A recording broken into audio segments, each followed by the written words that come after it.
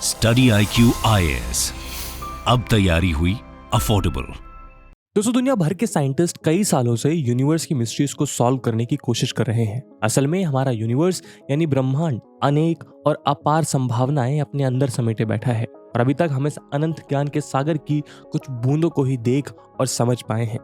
इसी कड़ी में इंडियन साइंटिस्ट एक के बाद एक स्पेस एक्सप्लोरेशन मिशन लॉन्च कर रहे हैं। हाल ही में भारत ने चंद्रयान 3 की सॉफ्ट लैंडिंग अचीव करने के साथ ही चांद पर अपने फुटप्रिंट छोड़े हैं। लेकिन इस सफलता को अभी 10 दिन भी नहीं बीते कि इसरो अपना अगला बड़ा मिशन लॉन्च करने जा रहा है, जहां चांद को जीतने के बाद अब इसरो ने सूर्य को जीतने के लिए अपना कदम आगे बढ़ा दिया है। दरअसल सन हमारे सोलर सिस्टम का एकमात्र अल्टीमेट सोर्स ऑफ एनर्जी है।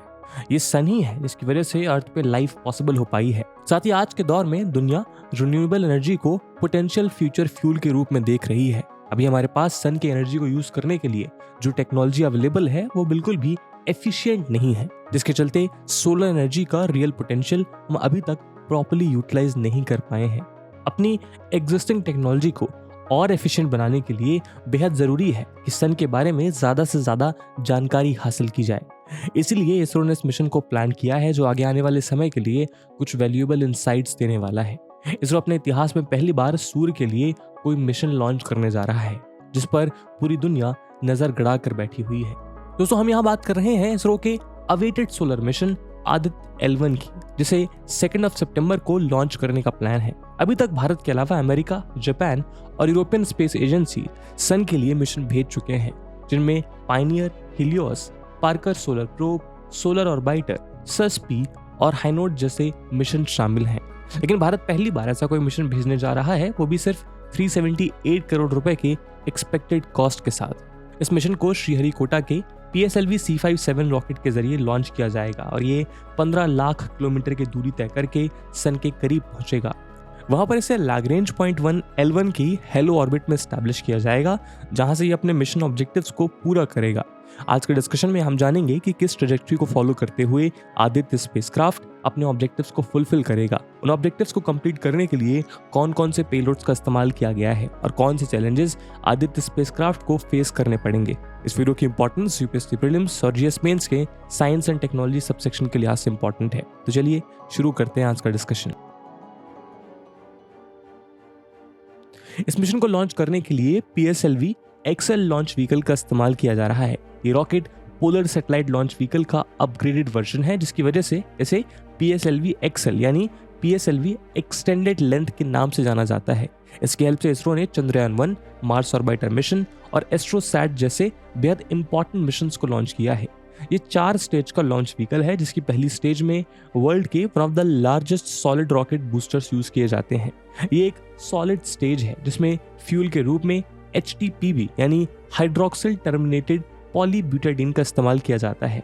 इसकी दूसरी स्टेज लिक्विड स्टेज है, जिसको विकास इंजन द्वारा पावर मिलता है और इसमें फ्यूल के रूप में UDMH यानी अनसिमेट्रिकल डाइमिथाइल हाइड्रोजन और ऑक्सीडाइजर के रूप में नाइट्रोजन टेट्रोक्साइड का इस्तेमाल किया जाता है। तीसरी स्टेज भी पहली स्टेज की तरह एक सॉलिड स्टेट है और इसमें भी फ्यूल के लिए HTPB सॉलिड प्रोपेलेंट का ही यूज किया जाता है। और इसकी लास्ट स्टेज भी लिक्विड स्टेज है, जिसमें फ्यूल के रूप में मोनोमिथाइल हाइड्राजीन और मिक्स ऑक्साइड ऑफ नाइट्रोजन का इस्तेमाल किया जाता है। सबसे पहले आदित्य L1 स्पेसक्राफ्ट को PSLV XL में लोड किया जाएगा और श्रीहरिकोटा में situated Satish Dhawan space centre से इसे लॉन्च कर दिया जाएगा। अर्थ सरफेस से लॉन्च होने के बाद इसे इनिशियली 800 किलोमीटर लो अर्थ ऑर्बिट में प्लेस किया जाएगा। इसके बाद स्पेसक्राफ्ट इसी ऑर्बिट में रोटेट करते हुए धीरे धीरे ऑर्बिट को और भी ज्यादा इलिप्टिकल बनाएगा। जब इसकी ऑर्बिट एक सर्टेन पॉइंट तक इलिप्टिकल हो जाएगी तो स्पेसक्राफ्ट के ऑनबोर्ड प्रोपल्शन सिस्टम को एक्टिवेट कर दिया जाएगा। ये onboard propulsion system thrust generate करते हुए आदित्य L1 स्पेसक्राफ्ट को अर्थ की ग्रेविटी से बाहर की तरफ पुश करेगा। जिस रीजन तक अर्थ की ग्रेविटी का इन्फ्लुएंस होता है उसे SOI यानी स्फीयर ऑफ इन्फ्लुएंस कहा जाता है। इस ऑनबोर्ड प्रोपल्शन सिस्टम की मदद से आदित्य L1 अर्थ के ग्रेविटेशनल स्फीयर ऑफ इन्फ्लुएंस से बाहर चला जाएगा। इसके बाद यहाँ से आदित्य 1 की लैग्रेंज पॉइंट L1 तक की जर्नी स्टार्ट होगी। पर अब ये लैग्रेंज पॉइंट या L1 क्या है? तो दोस्तों, 2 हेवनली बॉडीज के ग्रेविटेशनल सिस्टम के लिए लैग्रेंज पॉइंट उस पोजीशन को कहा जाता है जहां पर अगर किसी ऑब्जेक्ट को प्लेस किया जाए तो वो वहीं स्टे कर सके। आसान भाषा में कहा जाए तो इस पॉइंट पर आदित्य स्पेसक्राफ्ट को ना ही अर्थ अपनी तरफ पुल कर पाएगा और ना ही सन। लेकिन टेक्निकली बात करें तो लैग्रेंज पॉइंट ऐसा पॉइंट है जहां पर दोनों लार्ज हेवनली बॉडीज यानी अर्थ और सन का ग्रेविटेशनल पुल और आदित्य L1 के मूवमेंट के लिए रिक्वायर्ड सेंट्रीपिटल फोर्स इक्वल हो जाती है। इसकी वजह से यहाँ पर आदित्य L1 को एक पोजीशन पर स्टेबल किया जा सकेगा जिसमें फ्यूल का कंजम्पशन भी बहुत कम होगा। टू बॉडी ग्रेविटेशनल सिस्टम के बीच 5 लैग्रेंज पॉइंट होते हैं जिन्हें L1, L2, L3, L4 और L5 के नाम से डिनोट किया जाता है। इसमें से L1 पॉइंट अर्थ और सन लाइन पे मौजूद है जहां पर आदित्य L1 को पोजीशन किया जाएगा। यहां तक पहुंचने के लिए आदित्य L1 को 1.5 मिलियन यानी 15 लाख किलोमीटर का डिस्टेंस तय करना पड़ेगा जिसमें लगभग 4 महीने का समय लगेगा। जो डिस्टेंस आदित्य L1 ट्रैवल कर रहा है वो अर्थ और सन के बीच डिस्टेंस का सिर्फ 1% है। L1 पॉइंट पर पहुंचने के बाद स्पेसक्राफ्ट को इसके अराउंड एक हेलो ऑर्बिट में प्लेस कर दिया जाएगा। हेलो ऑर्बिट में प्लेस करने का सबसे बड़ा एडवांटेज ये है कि इससे सन को कंटिन्यूअसली बिना किसी एक्लिप्स के देखा जा सकता है, यानी बिना किसी डिस्टर्बेंस के सोलर एक्टिविटी को कंटिन्यूअसली मॉनिटर किया जा सकेगा। इसी हेलो ऑर्बिट में रहकर आदित्य L1 अपने मिशन ऑब्जेक्टिव्स को कंप्लीट करेगा। सन की सिस्टमैटिक स्टडी करने के लिए स्पेसक्राफ्ट में टोटल 7 साइंटिफिक पेलोड्स को इंस्टॉल किया गया है। सभी पेलोड्स को अलग अलग इसरो सेंटर्स के साथ कोलैबोरेशन में इंडिजिनसली डेवलप किया गया है, यानी ये कंप्लीटली इंडियन मिशन है। सबसे पहला पेलोड है VELC यानी विजिबल एमिशन लाइट कोरोनोग्राफ। इस पेलोड को बेंगलुरु में situated Indian institute of astrophysics के साथ कोलैबोरेशन में बनाया गया है।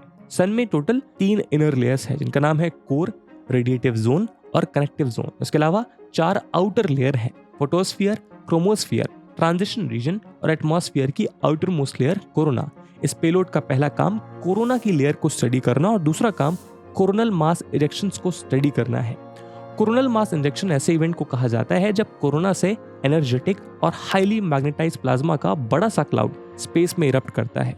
इस कोरोनल मास इजेक्शन का इफेक्ट इतना जबरदस्त है कि इसकी वजह से अर्थ पर रेडियो और मैग्नेटिक डिस्टर्बेंसेस देखे जाते हैं।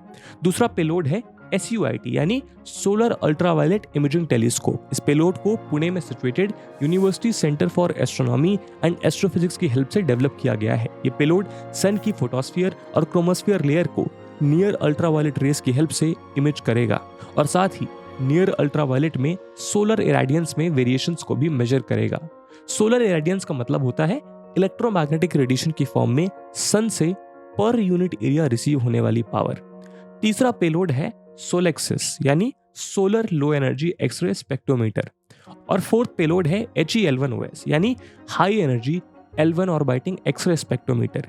ये दोनों पेलोड बेंगलुरु में situated UR Rao satellite centre के कोलैबोरेशन में बनाए गए हैं। इन दोनों पेलोड का काम ऑलमोस्ट सिमिलर है और ये वाइड एक्सरे एनर्जी रेंज के ऊपर सन से निकलने वाली एक्सरे फ्लेयर्स को स्टडी करेंगे। सोलेक्सिस जहां सॉफ्ट एक्सरे स्पेक्ट्रोमीटर के रूप में काम करेगा, वहीं HEL1OS हार्ड एक्सरे स्पेक्ट्रोमीटर के रूप में काम करेगा। फिफ्थ पेलोड है एस्पेक्स यानी Aditya solar wind particle experiment. इस पेलोड को अहमदाबाद में सिचुएटेड फिजिकल रिसर्च लैबोरेटरी के कोलैबोरेशन में डेवलप किया गया है। इसका काम होगा सोलर विंड में प्रोटॉन पार्टिकल को एनालाइज करना और एनर्जेटिक आयंस को स्टडी करना, साथ ही उनके एनर्जी डिस्ट्रीब्यूशन को समझना। सिक्स्थ पेलोड है पापा यानी plasma analyser package for Aditya. इस पेलोड को तिरुवनंतपुरम में situated Vikram Sarabhai space centre के स्पेस फिजिक्स लैबोरेटरी में बनाया गया है। ये पेलोड भी एस्पेक्स की तरह ही काम करेगा, सिर्फ एक फर्क ये होगा कि जहां एस्पेक्स सोलर विंड में प्रोटॉन पार्टिकल को एनालाइज करेगा तो वहीं पापा सोलर विंड में इलेक्ट्रॉन पार्टिकल को एनालाइज करेगा। लास्ट पेलोड है मैग यानी advance triaxial high resolution digital मैग्नोमीटर।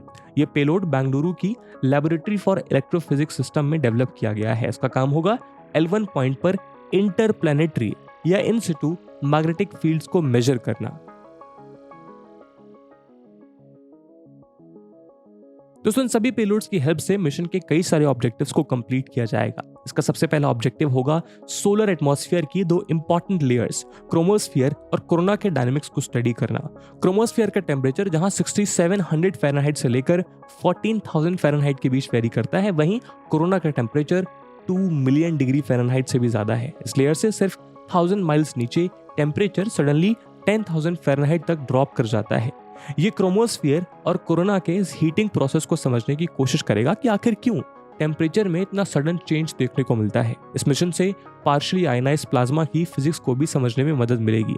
Solar atmosphere में मैग्नेटाइज्ड प्लाज्मा एग्जिस्ट करता है जो फोटोस्फीयर और लोअर क्रोमोस्फीयर में आयंस, इलेक्ट्रॉन्स और न्यूट्रल की मदद से पार्शियली आयनाइज्ड होता है, लेकिन कोरोना लेयर में फुली आयनाइज्ड होता है। ये मिशन इस फिनोमेनन के बारे में एक बेटर अंडरस्टैंडिंग दे सकता है। इसका अगला ऑब्जेक्टिव होगा सोलर फ्लेयर्स और कोरोनल मास इजेक्शंस के बारे में स्टडी करना। ये मिशन इनके ओरिजिन से लेकर डेवलपमेंट और डायनामिक्स तक के बारे में रिसर्च करेगा। ये मल्टीपल लेयर्स पर होने वाले प्रोसेस के सीक्वेंस को भी आइडेंटिफाई करने की कोशिश करेगा। उदाहरण के लिए क्रोमोस्फीयर और कोरोना जैसी लेयर्स में जो प्रोसेस होती हैं उसकी वजह से कई सारे सोलर इरप्टिव इवेंट्स देखने को मिलते हैं, जिनकी अंडरस्टैंडिंग हमें सीक्वेंस को आइडेंटिफाई करके मिल सकती है। इसके अलावा ये मिशन स्पेस वेदर में चेंजेस के लिए रिस्पॉन्सिबल सोलर विंड के ओरिजिन, कॉम्पोजिशन और डायनेमिक्स के बारे में भी स्टडी करेगा। सोलर विंड सन के एटमॉस्फेयर की कोरोना लेयर से रिलीज होने वाले चार्ज पार्टिकल्स की स्ट्रीम को कहा जाता है। साथ ही आदित्य L1 कोरोना लेयर में मैग्नेटिक फील्ड की टोपोलॉजी को भी समझेगा और मैग्नेटिक फील्ड को मेजर भी करेगा।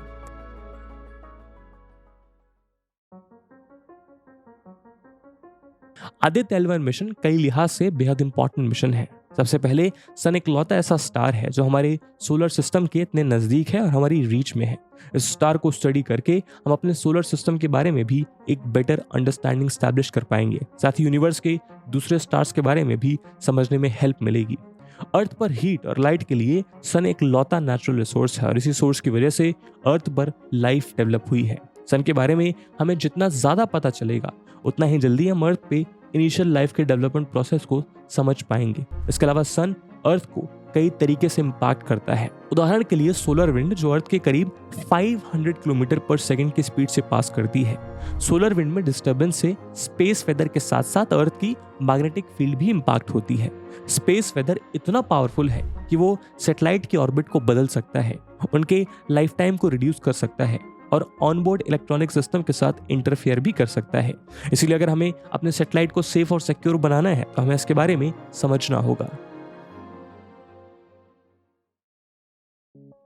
दोस्तों, आदित्य L1 मिशन भारत की स्पेस एक्सप्लोरेशन जर्नी में एक सिग्निफिकेंट माइलस्टोन होगा क्योंकि ये भारत का सन को डेडिकेटेड पहला मिशन होगा। सन को स्टडी करने के अपने एम्बिशियस गोल के साथ आदित्य L1 हमारे सबसे नजदीक स्टार की मिस्ट्रीज को रिवील करेगा, स्पेस वेदर के बारे में वैल्यूएबल इनसाइट्स देगा और सोलर डायनेमिक्स और उसके अर्थ के ऊपर इम्पैक्ट के बारे में भी बताएगा।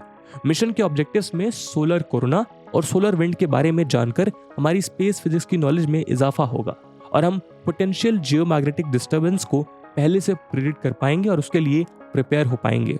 दूसरी तरफ आदित्य L1 की वजह से आने वाले समय में इंटरनेशनल कोलैबोरेशन भी बढ़ने की उम्मीद है क्योंकि इससे मिले डेटा और फाइंडिंग्स को एनालाइज करने के लिए अलग अलग नेशन के साइंटिस्ट इकट्ठे होंगे जो यूनिवर्स के बारे में हमारी अंडरस्टैंडिंग को और एडवांस करेंगे। अपने इनोवेटिव और इंस्ट्रूमेंटेशन और डेडिकेटेड अप्रोच की वजह से आदित्य स्पेसक्राफ्ट स्पेस एक्सप्लोरेशन में भारत की कमिटमेंट को दर्शाता है।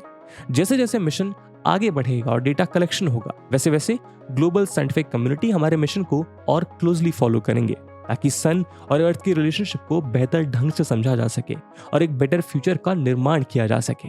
इसी उम्मीद के साथ आज की वीडियो को हम यहीं विराम देते हैं। इस वीडियो की इंपॉर्टेंस यूपीएससी प्रीलिम्स और मेंस में देखते हुए एक सवाल हम आपके लिए छोड़कर जा रहे हैं जिसको आपको कमेंट सेक्शन में आंसर करना है। The question is discuss the objectives of Aditya L1 mission by ISRO, also explain the impact of this mission in detail. And with this question my friends that's it for the video. I hope आपको video पसंद आई होगी और अगर पसंद आई है तो अपने दोस्तों के साथ शेयर करना मत भूलिएगा। हम मिलते हैं अगले वीडियो में, तब तक के लिए जय हिंद, जय भारत। स्टडी IQ IAS, अब तैयारी हुई अफोर्डेबल।